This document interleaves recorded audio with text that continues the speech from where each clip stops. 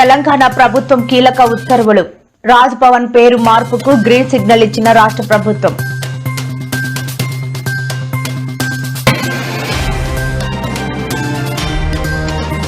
వీధి కుక్కల దాడిలో గాయపడిన బాలుడు.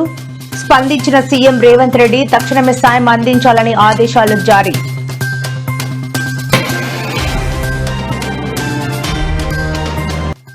తెలంగాణ రైజింగ్ సదస్సుకు రండి, ప్రధాని మోడీని ఆహ్వానించిన సీఎం రేవంత్ రెడ్డి.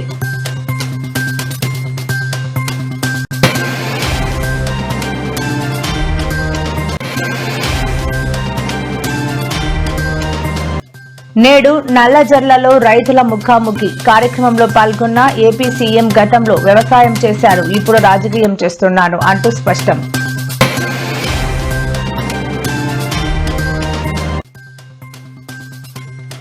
పవన్ డిప్యూటీ సీఎంగా పనిరాడు అంటూ సంచలన వ్యాఖ్యలు చేసిన సిపిఐ నేత నారాయణ.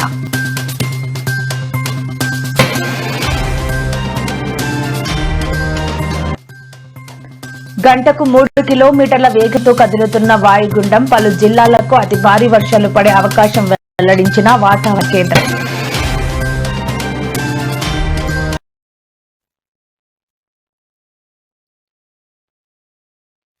తెలంగాణ రాష్ట్ర ప్రభుత్వం కీలక ఉత్తర్వులు జారీ చేసింది. తెలంగాణ రాజ్ భవన్ పేరును లోక్ భవన్ గా మారుస్తూ రాష్ట్ర ప్రభుత్వం నోటిఫికేషన్ జారీ చేసింది.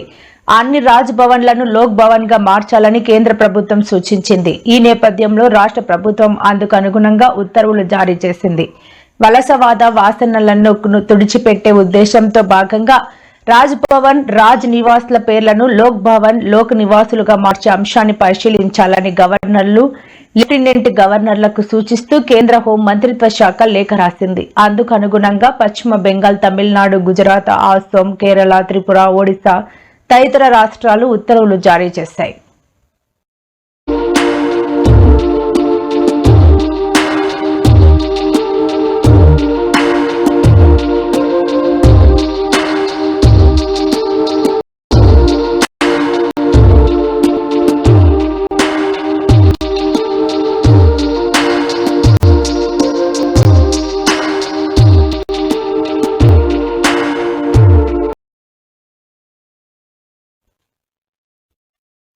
హయత్ నగర్ లో మూగ బాలుడు ప్రేమ్చంద్ పై నిన్న వీధి కుక్కలు దాడి చేసి తీవ్రంగా గాయపరిచిన విషయం తెలిసిందే. అయితే ఆ ఘటనపై ప్రస్తుతం ఢిల్లీలో ఉన్న సీఎం రేవంత్ రెడ్డి ఇవాళ ఉదయం ఆ వార్తను వివిధ పత్రికల్లో చూసి చలించిపోయారు.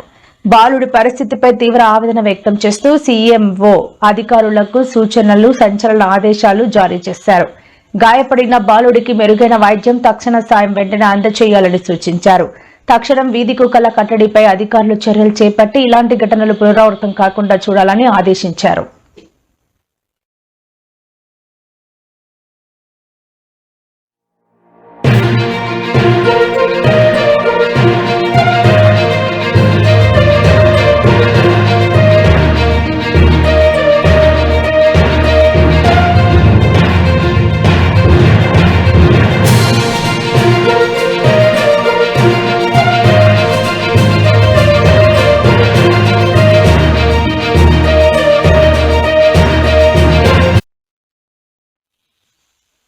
ముఖ్యమంత్రి రేవంత్ రెడ్డి ప్రధాని నరేంద్ర మోడీతో భేటీ అయ్యారు. ఇవాళ డిప్యూటీ సీఎం బట్టి విక్రమార్కతో పాటు పార్లమెంటు భవనంలో పీఎంను కలిసి తెలంగాణ రైజింగ్ గ్లోబల్ సమ్మిట్ కు రావాల్సిందిగా ఆహ్వానించారు.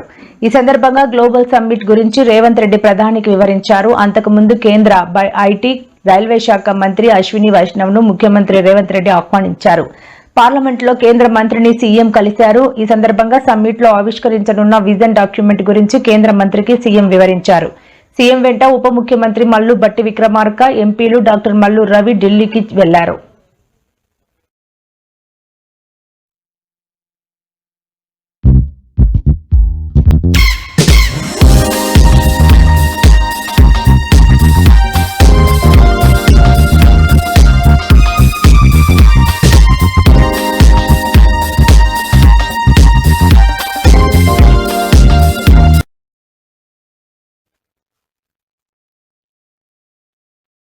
మలిదశ తెలంగాణ ఉద్యమంలో అసువులు బాసిన అమరుడు శ్రీ కాంతాచారి వర్ధంతి సందర్భంగా ఇవాళ ఎల్బీ నగర్ చౌరస్తాలో శ్రీ కాంతాచారి విగ్రహానికి కవిత పూలమాల వేసి నివాళి అర్పించారు. ఈ సందర్భంగా మాట్లాడిన కవిత, కాంగ్రెస్ రాజీవ్, ఇందిరా, మన్మోహన్ సింగ్ పేర్లను మాత్రం ప్రభుత్వ పథకాలకు పెడుతోందని, కానీ శ్రీ కాంతాచారి పేరు ఒక్క పథకానికి కూడా పెట్టలేదని విమర్శించారు.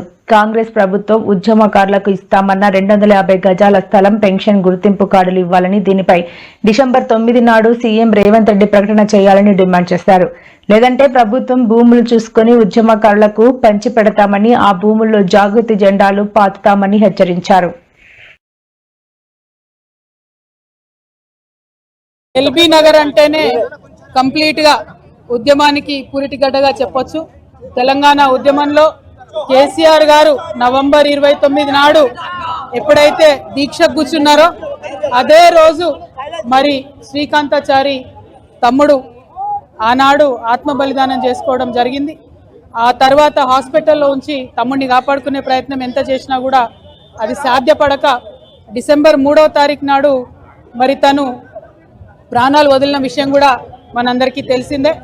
ఒక పక్క దీక్ష, ఇంకొక పక్క ఈ బిడ్డలు చేస్తున్నటువంటి త్యాగాలు, ఇంకొక పక్క వారి స్ఫూర్తితోని యావత్తు తెలంగాణ కూడా రగిలి ప్రతి ఊర్లో కూడా దీక్షా శిబిరాలు వెళ్ళడం, ప్రతి ఊర్లో కూడా ఆడబిడ్డలు బోనాలు బతుకమ్మలు ఎత్తుకొని ప్రొటెస్ట్ చేయడం, విద్యార్థులు అన్ని యూనివర్సిటీల్లో మరి పోరాటం చేయడం, ఉద్యమకారులు ఎక్కడికక్కడ పంతం పట్టుకొని ముందుకెళ్లడంతో ఇవాళ రాష్ట్రాన్ని సాధించుకున్న విషయం మనందరికీ తెలిసిందే. మరి శ్రీకాంతాచారి త్యాగాన్ని మాటల్లో కొలవలేము, అట్లని ఏమని మరి శ్రీకాంతాచారి త్యాగాన్ని కొలవాలో కూడా తెలియనటువంటి పరిస్థితి. శ్రీకాంతాచారి లాగా ఇంకా 1200 మంది బిడ్డలు కూడా అసూలు బాసినటువంటి విషయం మీ అందరికీ తెలిసిందే. మరి ఇవాళ వారి త్యాగాల పునాదుల మీద రాష్ట్రం ఏర్పాటైంది.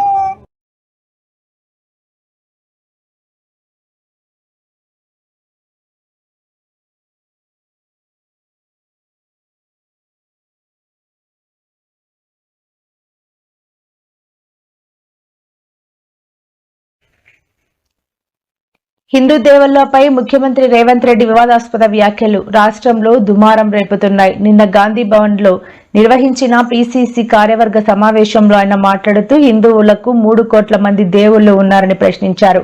మనకు దేవుడిపైనే అభిప్రాయం లేదని వ్యాఖ్యానించారు. అయితే ఈ వ్యాఖ్యలను రాష్ట్ర బీజేపీ నేతలతో పాటు పలు హిందూ సంఘాలు తీవ్రంగా ఖండించాయి. ఈ నేపథ్యంలోనే రేవంత్ వ్యాఖ్యలకు నిరసనగా యువ మోర్చా ఆందోళనకు పిలుపునిచ్చింది.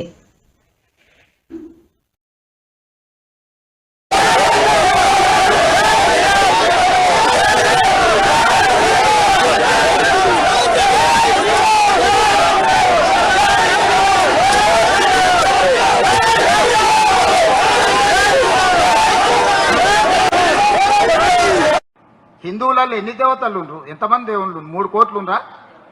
ఎందుకున్నాయి? పెళ్లి చేసుకోవడానికి హనుమంతుడు ఉన్నాడు, 2 పెళ్లిళ్ళు చేసుకునేటానికి ఇంకొక ఆయన దేవుడు ఉన్నాడు, మందు తాగేటోళ్ళకి ఓ దేవుడు ఉన్నాడు, ఎల్లమ్మ, పోషమ్మ, మైసమ్మ, కళ్ళు కొయ్యాలి, కోడి కొయ్యాలి అనేటోళ్ళకు ఉండ్రు, పప్పన్నం తినేటోళ్ళకు కూడా దేవుడు ఉండు. అవునా? అన్ని రకాల దేవుళ్ళు ఉన్నారు.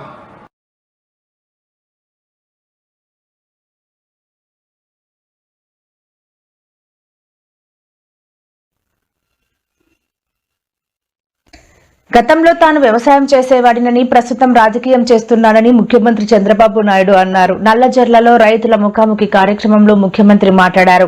పామాయిల్ తో ఏడాదికి 4 పంటలు తీయొచ్చని ముఖ్యమంత్రి అన్నారు. గతంలో తాను కూడా వ్యవసాయం చేసేవాడినని, ప్రస్తుతం రాజకీయం చేస్తున్నానని సీఎం చమత్కరించారు. పామాయిల్ పంటను ఎన్టీఆర్ హయాంలో పరిచయం చేయడం జరిగిందని పేర్కొన్నారు. ఒకప్పుడు నేను హెచ్ఐవి ఎయిడ్స్ మాట్లాడా, మీకు జ్ఞాపకం ఉంటుంది. ఈ నేషనల్ హైవేలో ఇక్కడ డ్రైవర్స్ తెల్లవారితో నిద్రలేస్తే మనకందరికి కండమ్స్ కనపడేటివి. అది ఎంత ప్రమాదంగా తయారైందంటే 30 ఏళ్లకు మునుపు ఎక్కడ చూసినా హైయెస్ట్ ఎయిడ్స్ ఆంధ్రప్రదేశ్లో ఉండేది. ఫస్ట్ టైం నేను మాట్లాడాను, ఆ రోజు చెప్పా మీ అందరికీ, బ్రేక్ సైలెన్స్, నిశ్శబ్దాన్ని విడనాడండి, టాక్ అబౌట్ ఎయిడ్స్, మీ పిల్లలతో కూడా చెప్పండి, లేకపోతే ఈ జాతి మిగలదని చెప్పా. అసెంబ్లీలో నాకు ఇప్పుడు కూడా జ్ఞాపకం, అసెంబ్లీ మొత్తం డెకరేట్ చేశా ఈ కండములు పెట్టి, ఎందుకంటే అవేర్నెస్ రావడానికి. ఈరోజు నేను గర్వంగా చెప్పగలుగుతున్నా, ఆ రోజు చేసిన పని ఈరోజు చాలా వరకు కంట్రోల్ అయింది. 2030 నాటికి భారతదేశంలో ఎయిడ్స్ లేని రాష్ట్రంగా ఆంధ్రప్రదేశ్ రాష్ట్రం తయారవుతుంది. ఒక పక్క సూపర్ 6 సంక్షేమ కార్యక్రమాలు, ఇంకొక పక్క చూస్తే ఖాళీ ఖజానా, ఎతికినా కూడా డబ్బులు దొరికే పరిస్థితి లేదు. అప్పు కావాలంటే ఇచ్చేవాళ్ళు కూడా లేరు. ఒక పక్కన అప్పులు చేయడానికి అవకాశం కూడా లేదు. ఎందుకంటే గవర్నమెంట్ ఆఫ్ ఇండియాలో నిబంధనలు ఉంటాయి, FRBM అని ఉంటుంది. ఇంత ఆదాయం ఇంత అప్పు చేయొచ్చు, దానికంటే ఎక్కువ చేయడానికి వీలు లేదు. అయితే ఈ రోజు నేను చెప్పిన మాట ఆ రోజు ఈరోజు నిలబెట్టుకున్నాం.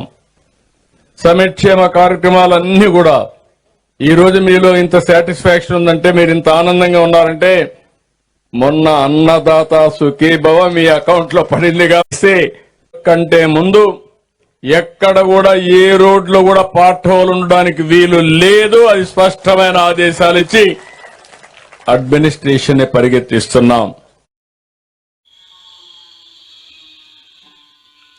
పవన్ డిప్యూటీ సీఎం గా పనికిరాడని సిపిఐ నేత నారాయణ సంచలన వ్యాఖ్యలు చేశారు. ఇవాళ ఆయన మీడియాతో మాట్లాడుతూ కోనసీమ జిల్లా పర్యటన సందర్భంగా పవన్ కళ్యాణ్ చేసిన వ్యాఖ్యలు రెండు రాష్ట్రాల మధ్య చిచ్చు పెట్టేలా ఉన్నాయని తెలిపారు. పవన్ ను వెంటనే కేబినెట్ నుంచి బహిష్కరించాలని లేదా బర్తరఫ్ చేయాలని డిమాండ్ చేశారు. పవన్ రాజకీయాలు వదిలేసి సనాతన ధర్మాన్ని ప్రచారం చేసుకుంటే మంచిదని తెలిపారు.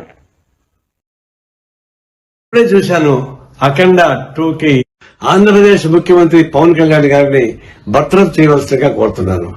వారి వల్ల తెలుగు ప్రజల ఐక్యత చెడిపోయే ప్రమాదం ఉంది. ఒకవైపున తెలుగు ప్రజానీకం భౌగోళికంగా విడిపోయారు తప్ప శారీరకంగా కానీ శత్రుత్వం కానీ లేదు. రేవంత్ రెడ్డి ముఖ్యమంత్రిగా ఉంటూ వాళ్ళ కూతుర్ని భీమవరంలో ఇచ్చాడు ఆంధ్ర ప్రాంతానికి. అంటే లేవు కదా. ఆయన గతం చేగివేరా డ్రెస్ వేసుకుని తిరిగాడు, విప్లవాది అనుకున్నాడు, మంచిది. ఆ నుంచి మారాడు. మరి ఇప్పుడు సావర్కర్ శిష్యుగా మారాడు. సనాతన ధర్మం పూజిస్తా ఉన్నాడు. పూజించుకునేయండి.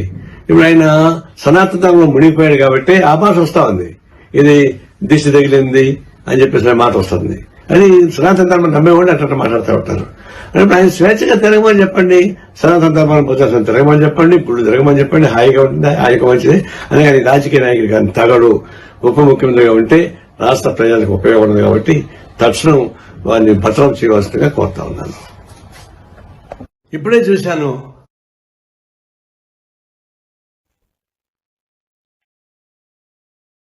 నైరుతి బంగాళాఖాతంలో ఉన్న వాయుగుండం మంగళవారం సాయంత్రం నుంచి ఉత్తర తమిళనాడు, పుదుచ్చేరి, దక్షిణ ఆంధ్రప్రదేశ్ తీరాల మీదుగా గంటకు 3 కిలోమీటర్ల వేగంతో కదులుతున్నట్లు అమరావతి వాతావరణ కేంద్రం అధికారులు వెల్లడించారు. ఈ వాయుగుండం చెన్నైకి తూర్పు టు ఆగ్నేయంగా 40 కిలోమీటర్లు, పుదుచ్చేరికి ఈశాన్యంగా 120 కిలోమీటర్లు, నెల్లూరుకి దక్షిణ ఆగ్నేయంగా 190 కిలోమీటర్ల దూరంలో కేంద్రీకృతమై ఉన్నట్లు తెలిపారు. రానున్న 12 గంటల వరకు దీని ప్రభావం కొనసాగుతుందని, ఆ తర్వాత వాయుగుండం కేంద్రం ఉత్తర తమిళనాడు, పుదుచ్చేరి తీరాలకు 25 కిలోమీటర్ల దూరంలో ఉంటుందని తెలిపారు.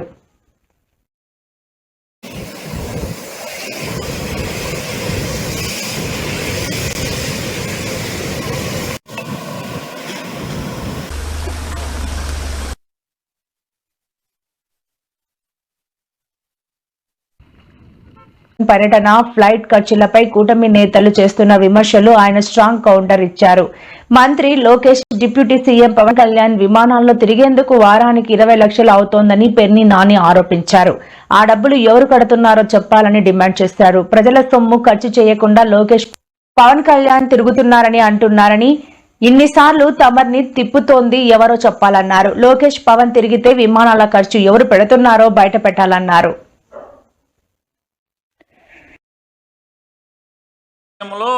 తెలంగాణ వాళ్ళ దిష్టి తగిలే చెట్లని, కొబ్బరి చెట్లని చచ్చిపోతున్నాయి అని చెప్పిన. అంటే ముఖ్యమంత్రిగా అన్నాడా, లేకపోతే ఏమన్నా చేతబడి అంటే ఈయన మాంత్రికుడు హోదాలో అన్నాడా? అప్పుడప్పుడు మెడలో అక్కడెక్కడికి పూజలు చేసుకుంటా వెళ్ళిపోతా ఉంటాడు కదా, ఆ మోడల్లో మాంత్రికుడు హోదాలో అన్నాడా? ఈ రాష్ట్రానికి ఉప ముఖ్యమంత్రి హోదాలో అన్నాడా? ఈ రాష్ట్రానికి ఉప ముఖ్యమంత్రి అయితే కనుక వెంటనే భారతదేశంలో ఉన్నటువంటి కేరళ నుంచో ఎక్కడి నుంచో సైంటిస్టులని ఇక్కడ లేకపోతే గనక కేరళ రాష్ట్రం నుంచి అయినా సరే సైంటిస్టులను తీసుకొచ్చి ఆ చెట్లకు వచ్చినటువంటి వ్యాధి ఏంటో పరిశోధన చేయించి దానికి విరుగుడికి మందు కనుక్కుని ఆ చెట్లని బతికించాలి.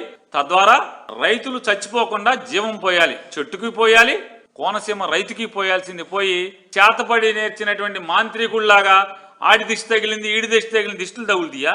నిజంగా దిష్టే తగిలితే మీ ముగ్గురు విమానాలు ఎక్కి జనం సొమ్ముతో విమానాలు ఎక్కి లేదా హెలికాప్టర్లు ఎక్కి తిరుగుతున్న దానికి ఆ దిష్టికే మీరు పడిపోవాలి.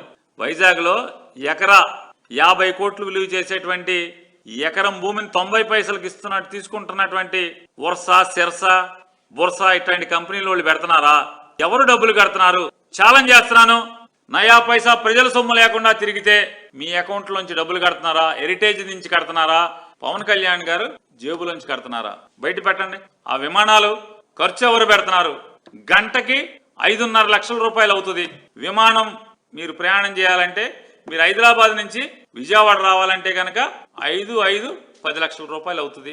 హైదరాబాద్ నుంచి విమానం వచ్చి మళ్ళీ వెనక్కి వెళ్తాకి 10 అంటే మీరు వచ్చిన ప్రతిసారి అంటే 6,000 రూపాయల టికెట్తో రావాల్సినటువంటి విమాన ప్రయాణం మీరు 10 లక్షలు ఖర్చు పెట్టి మీకు 10 లక్షలు ఖర్చు పెట్టి మిమ్మల్ని హైదరాబాద్ నుంచి బెజవాడ లేదా బెజవాడ నుంచి హైదరాబాద్ తీసుకెళ్లాలంటే కనుక 10 లక్షలు. అంటే రాను 10 లక్షలు పోను 10 లక్షలు. అంటే మీరు శుక్రవారం సాయంత్రం 10 లక్షలు, సోమవారం పొద్దున 10 లక్షలు. అంటే వారానికి 20 లక్షల రూపాయలు మీ మీద ఖర్చు పెడుతున్నాడు ఎవడో. ఛాలెంజ్ చేస్తా, మీ అకౌంట్ నుంచి ఉంటే కనుక మీరు చూపించండి. అసెంబ్లీకి రాకుండా ఉన్ననాళ్ళు ఆ 2.5 జీతం తీసుకున్నాడా తీసుకోలేదా అని సాక్షాత్తు పేరుని నానిగా సమాచార హక్కు చట్టం కింద పడితే ఇంతవరకు కాగితం సమాధానం చెప్పే దిక్కులేని ప్రభుత్వం మీది. ఇవ్వలేడా? శంషేర్గా ఇవ్వలేరా? తీసుకోపోతే తీసుకోలేదని, తీసుకుంటే తీసుకున్నా అని ఇవ్వాలి కదా. మరి వైఎస్ఆర్ కాంగ్రెస్ పార్టీ 10 మంది సభ్యుల్ని మీ ఇష్టం వచ్చినట్టు మాట్లాడుతున్నారు కదా. జీతాలు తీసుకుంటున్నారు, ఎమ్మెల్యే హోదా అనుభవిస్తున్నారని. నువ్వు అనిపించలేదా నారా చంద్రబాబు నాయుడు అని అడుగుతున్నాను. మీరు సంపాదించుకుంటాకి దోచుకున్నది దుబాయ్లో దాచుకుంటాకి యూరోప్ లో దాచుకుంటాకే మీ సమయాన్ని వాడుతున్నారనేది మనకు అర్థమవుతుంది కదా. సినిమాలకు జీఎస్టీ కట్టరు, కొనుక్కున్న వాళ్ళేమో వికారులు అయిపోయి పాపర్లు అయిపోయిన పరిస్థితి. దానికి నువ్వు సినిమాటోగ్రఫీ మంత్రి ఒకటి వచ్చి ఆపాలండి. మళ్ళీ ఇవన్నీ వేస్ట్ మాటలు ఎందుకు ఇదంతా? నువ్వేది మాట్లాడినా జగన్మోహన్ రెడ్డి గారు ప్రజలకి మేలు చేశాడు 5 సంవత్సరాలు. మీ విష ప్రచారం వలన, మీ తప్పుడు మాటల వలన, దుర్మార్గమైనటువంటి అసత్య ప్రచారం వలన, విషం చెమ్మటం వలన ప్రజలు ఆ రోజున జగన్మోహన్ రెడ్డి గారి యొక్క మంచిని గుర్తించలేకపోయారు.